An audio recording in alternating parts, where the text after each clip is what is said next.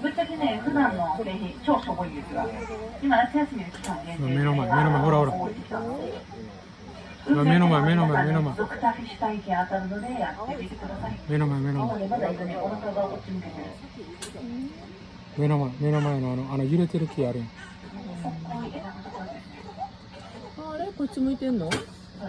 ほらほらほらほらほら。ほらほら。